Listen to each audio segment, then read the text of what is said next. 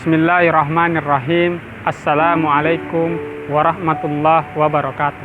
Saudaraku yang dimuliakan oleh Allah Subhanahu wa Ta'ala, manusia adalah marketing Tuhan. Manusia dituntut untuk mengoptimalkan kadar kemampuan dan potensi yang ada di dalam dirinya, untuk menyeru, untuk memanggil, untuk mengajak manusia kepada jalan kebenaran. Jalan tersebut dinukilkan Salim Afillah dan Felix Xiao dalam bukunya Dakwaku di Jalan Berliku, yaitu jalannya orang-orang yang beriman. Suram perjalanannya, panjang tempuhannya, banyak ujiannya, banyak rintangannya, dan Allah senantiasa memuji siapa-siapa yang selalu senantiasa berada di jalannya. Itulah mengapa Saujana dalam lagunya Suci Sekeping Hati, dia mengatakan sekeping hati dibawa berlari, jauh melalui jalanan sepi, jalan kebenaran indah terbentang di hadapan matamu para pejuang. Tapi jalan kebenaran tak akan selamanya sunyi. Ada ujian yang datang melanda, ada perangkap menuju mangsa. Saudaraku yang dimuliakan oleh Allah Subhanahu wa Ta'ala, Dr.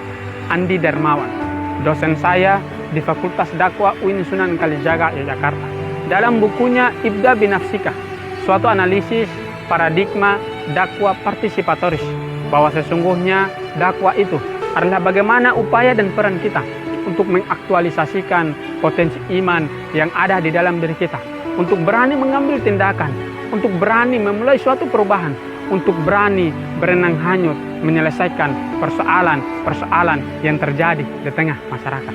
Apapun bentuk persoalan itu, maka seorang pendai atau seorang pendakwah, dia harus mampu menjadi cerminan dalam pikiran, dia harus mampu menjadi cerminan dalam perilaku, dia harus mampu menjadi cerminan dalam perasaan, dia harus mampu menjadi cerminan dalam berproses, dan dia harus mampu menjadi cerminan dalam berkarya. Kalau itu tidak dia lakukan, maka gugurlah klaim kebenaran yang disampaikan olehnya. Itulah mengapa saudaraku yang dimuliakan oleh Allah Subhanahu wa Ta'ala, konteks Ibda Binafsika, memulai kebaikan dari diri sendiri, memulai perubahan dari diri sendiri, itu selaras dengan salah satu ungkapan dan harapan seorang anak muda yang bercita-cita ingin merubah seluruh dunia. Namun dia merasa betapa sulitnya merubah seluruh dunia, dia turunkan lagi tingkatan yang lebih kecil, dia ingin mengubah suatu negara. Negara tak bisa dia rubah. Dengan keterbatasan, kemampuan dan potensi yang dia miliki, dia turunkan lagi ke tingkatan yang lebih kecil, dia ingin merubah suatu kota. Kota tak bisa dia rubah. Di tengah upaya putus asa, dia memutuskan untuk memulai kebaikan dari merubah keluarganya saja. Namun sekarang usianya makin menua, dia tidak bisa berbuat apa-apa. Keluarganya tak bisa dia rubah. Di akhir pembaringan maut, dia mulai tersadar, kalau dulu aku memulai kebaikan dari merubah diriku sendiri, maka aku akan menjadi contoh untuk keluargaku. Keluargaku akan menjadi contoh kota tempat tinggalku. Kota tempat tinggalku akan menjadi cerminan untuk negaraku, dan aku akan bisa merubah seluruh dunia. Itulah mengapa salah satu konteks visi dan misi dari dakwah Nabi Muhammad SAW adalah bagaimana upaya dia untuk menjadikan dirinya sebagai suri tauladan yang baik, yang patut dicontohkan untuk kita berikan contoh kepada seluruh alam semesta. Kalau upaya-upaya itu yang terus kita lakukan, maka apa janji Allah Subhanahu wa Ta'ala di dalam Al-Quran? Lau anna ahlal qura amanu wattaqu. Andai di suatu negeri mereka beriman, mereka bertakwa kepada Allah Subhanahu wa Ta'ala, maka apa janji Allah Subhanahu wa Ta'ala kepada mereka?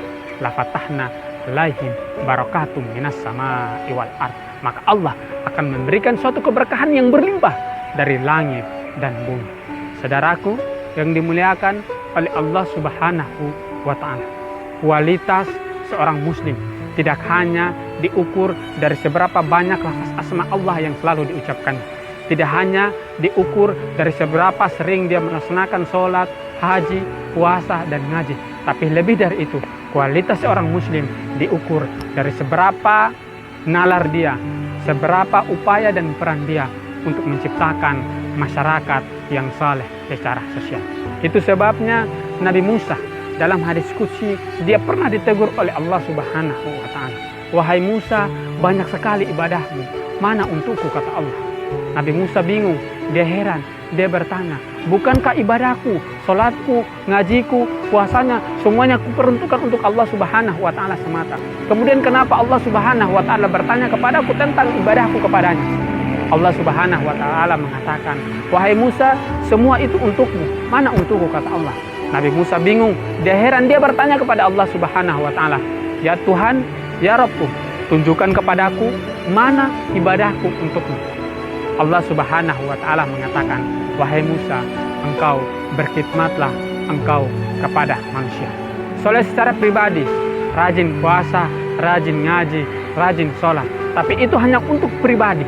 Ayyahdiallahu bika rajulan wahid. Satu orang dapat hidayah karenamu, satu orang dapat termotivasi oleh karenamu, satu orang dapat mendapatkan bimbingan darimu, maka itu lebih baik.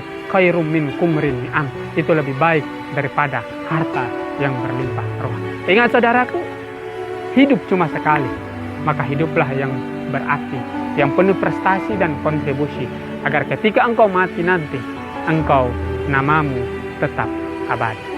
Sekian, Assalamualaikum warahmatullahi wabarakatuh.